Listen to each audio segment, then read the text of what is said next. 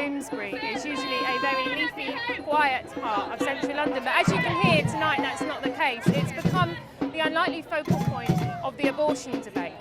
On the one side, you have 40 Days for Life, a Catholic organisation who are entering the final stretch of their protest, which mainly seems to comprise of praying at the moment. And on the other side, to meet them, are the pro-choice lobby, who are a little bit louder.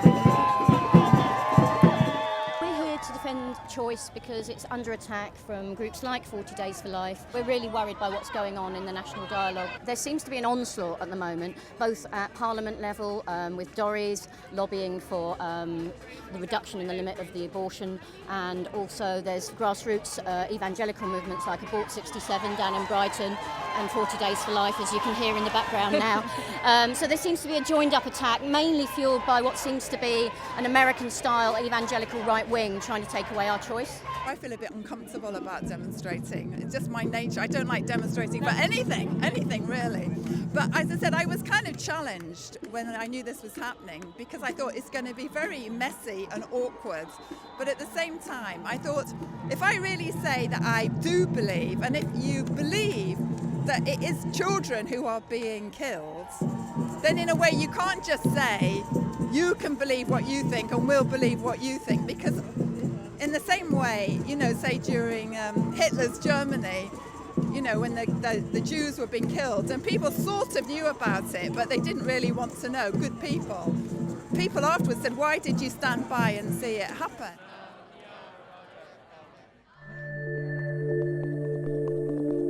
We went down to Brighton, where another abortion clinic run by BPUS has been picketed by two different pro-life groups. I entered alone and was approached by a woman from 40 Days for Life. Is this the Wisdom's clinic? Could I give you some information before you go in? What is it? We're here to offer help and support if you feel that you need to reconsider. I don't know what you're going in for, but we're standing here because other options. Do you work with the clinic? No, we don't work with the clinic. Oh. We're 40 Days for Life, because some people come, they feel they have no other option. What? We're here to say, if we can help or support you, then come and speak to us. Are you going to have a scan this morning? When women come through, if they are upset or worried by the fact that they've had to come through, protesters, they don't feel that they should have to explain to somebody outside the clinic why they're accessing our service.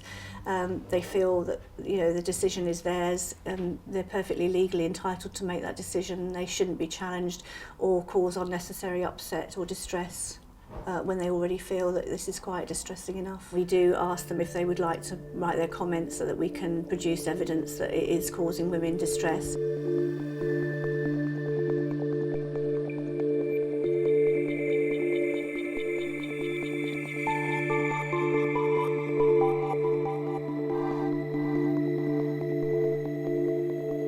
One of the leaflets I was given by 40 Days for Life included this article. It quotes a woman as saying, "For me, the effects of abortion are much more far-reaching than the effects of rape."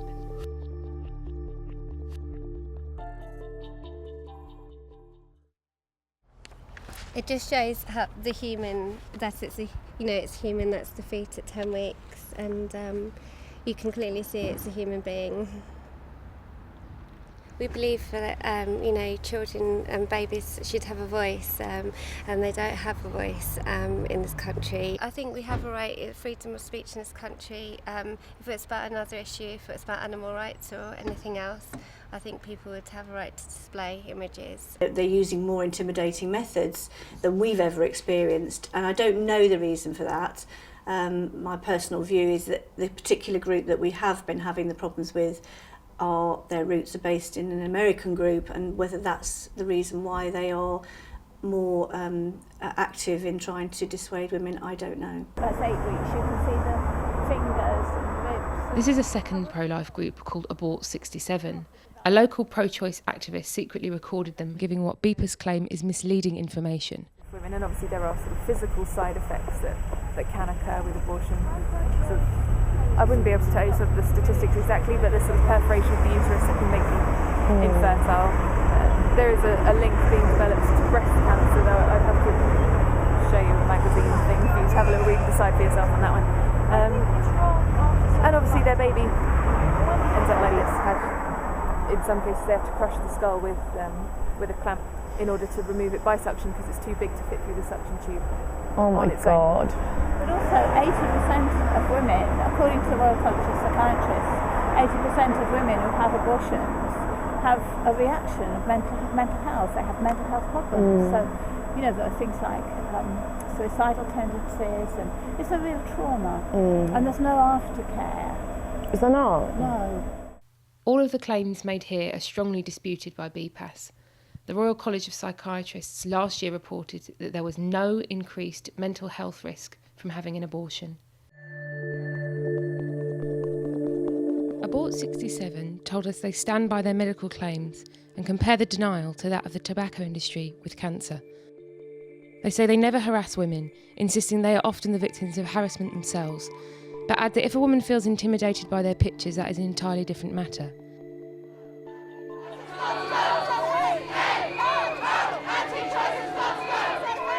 It's evening in Bedford Square, and the face-off continues outside the clinic.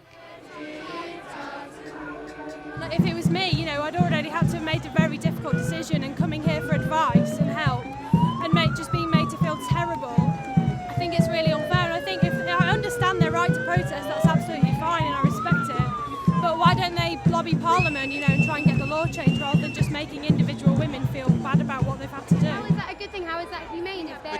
Because the most extreme thing that anybody can do is take a human life. But people don't agree that it is a human life, so how can So which species is it?